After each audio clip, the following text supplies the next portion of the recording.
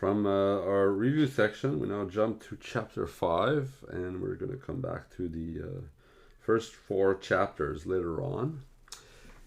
Chapter 5 is about exponents, and we start in section 5.1 with exponent properties. And to derive those properties, we're going to adopt a certain notation for exponents. So when we write a cube, what does it mean? It means that a is multiplied 3 times by itself. So that's a notation. You can call that a definition that we're going to adopt. So when we write a superscript with some number, it means in our example here, the superscript is 3, so it means that 3 is repeated three times in the multiplication. So that's really a definition. We call a the base of the expression and 3 the exponent. Now, after adopting a notation, there are rules that follow from this notation we've adopted, and therefore we'll have different rules of exponents. So there are many of them. First rule is called the product rule. What's the product rule? Well, it's when you multiplied 2 of these exponential expressions. So a cubed times a squared.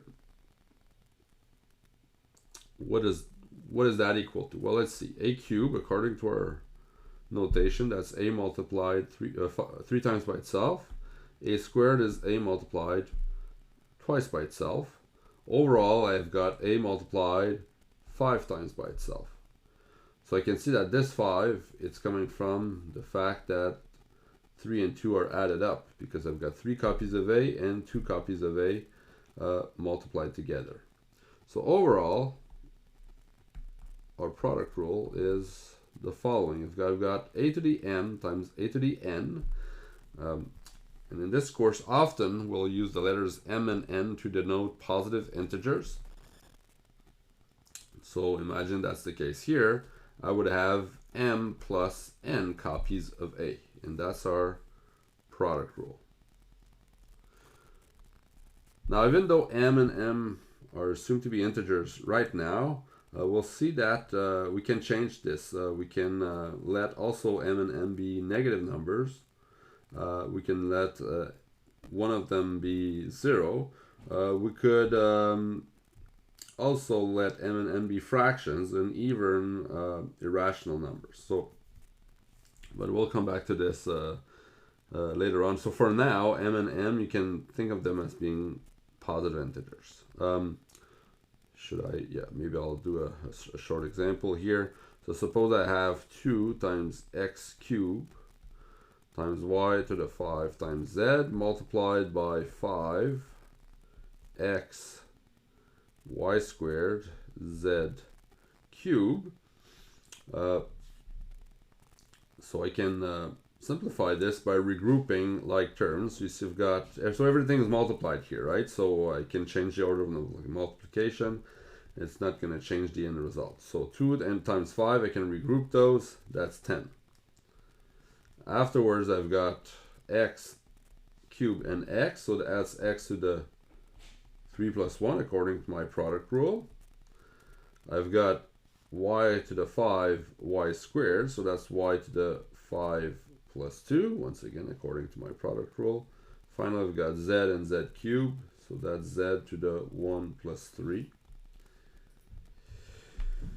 So ultimately, all this you can do in your head, and you can write down your final answer without having to go through this intermediate step. But I did just so that you could see that each time I'm applying the product rule. So this is my final answer here.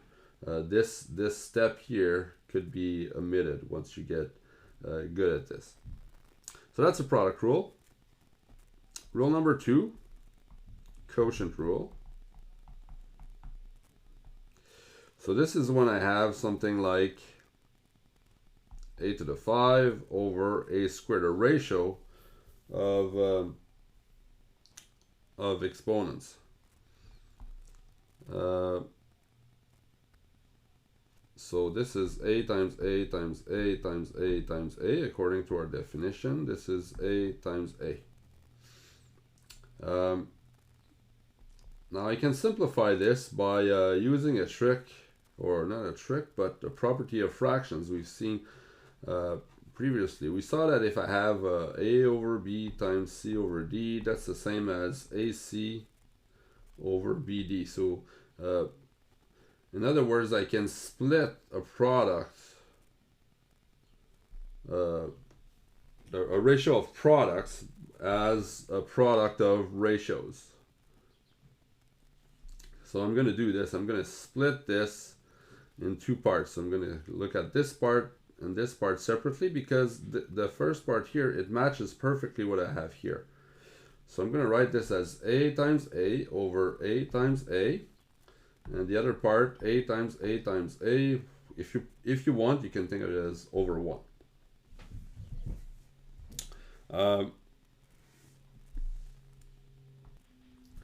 Now the first part, that's equal to 1 because it's a times a over itself, so any number over itself is 1. And the second part, well, that's just a cube, right? It's a times a times a over 1, so a cube. So this ends up being a cube. Now how did I end up with a 3? I ended up with a 3 because from 5 copies of a, I removed 2 of them to match up what I had below. So this 3 actually here, it comes from 5 minus 2. So overall, my quotient rule is the following. If I've got a over m, a to the m over a to the n, it's equal to a to the m minus n. So that's our rule in general.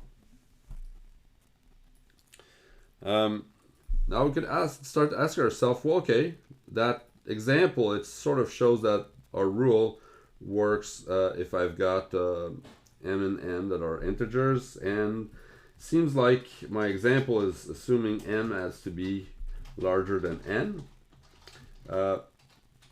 What if we allow also m to be smaller than n? So what if m is a number that's actually smaller than n? Okay.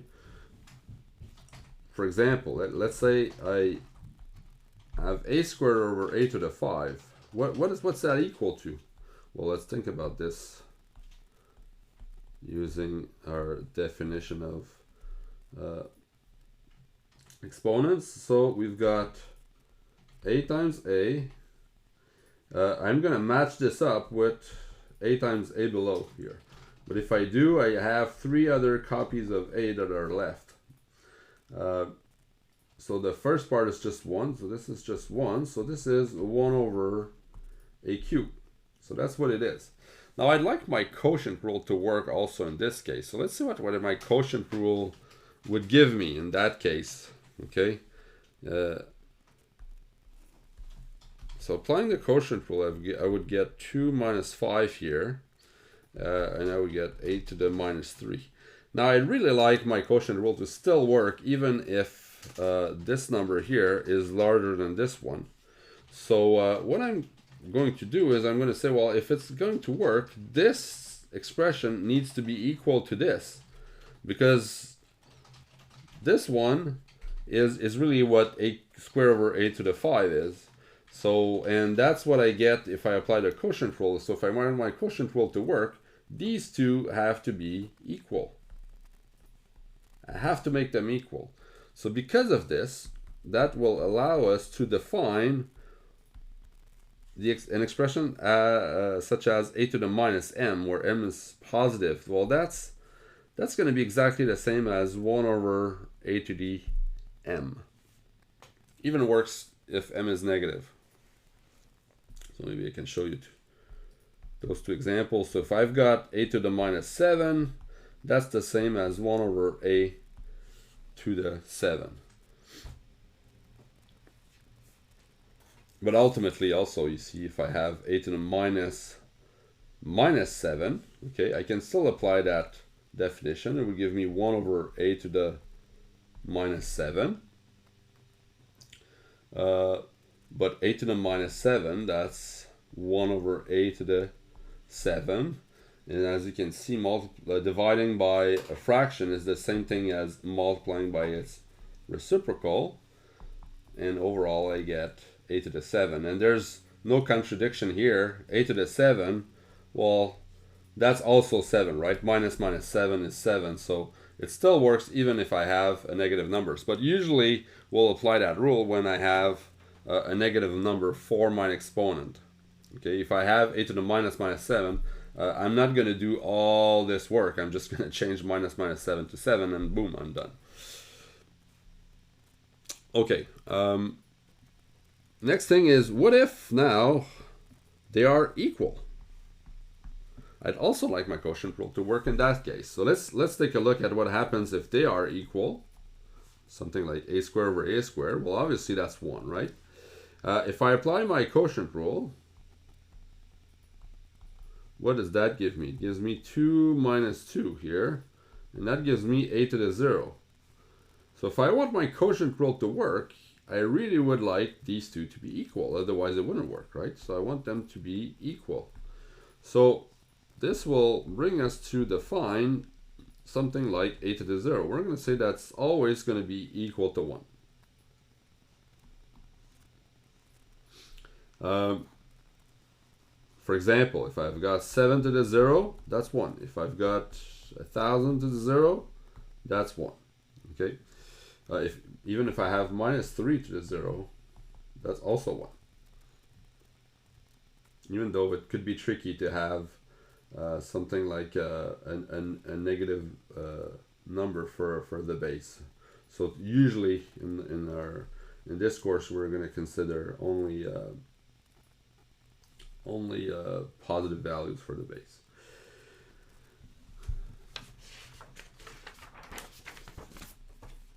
Okay, maybe one example before we I conclude this video, and I'm going to start a new one for their 3 more exponent properties I want to look at, but I'm going to look at those in a separate video. So imagine I have this.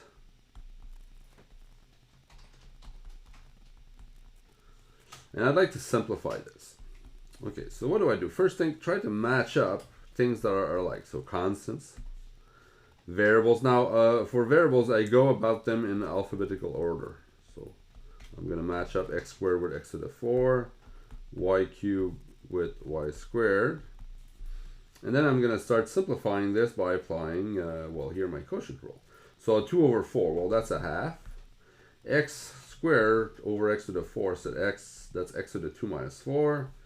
And y cubed over y squared, that's y to the 3 minus 2. So that's x to the minus 2, y to the power 1. Now, on test and in the book, often they'll ask you to write your answers without negative exponents. So once we get there, we're going to keep on working by getting rid of our negative exponents. So I've got a minus 2 here. Now you'll recall I can change this to a positive exponent using this rule this definition I didn't frame. A to the minus m is 1 over a to the m. So I can write x to the minus 2 as 1 over x to the 2. So you see the negative becomes a positive when I send my exponent in the denominator. And this is times y. This is times y over 1, by the way, right?